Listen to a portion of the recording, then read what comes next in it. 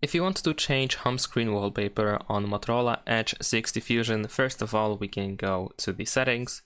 Now over here we're gonna choose personalize, and let's select the current wallpaper that we have over here.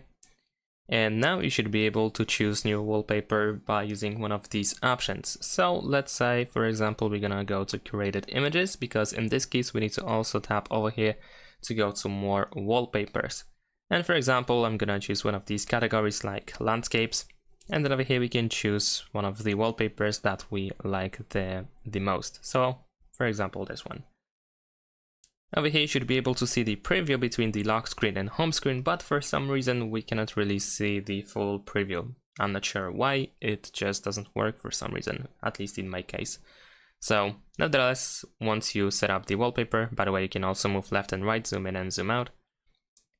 Then once you already press set wallpaper over here in the top right corner, and then of course since we want to change the home screen wallpaper we can choose home screen. In case you actually want to change it for the lock screen as well, you can choose home and lock screens.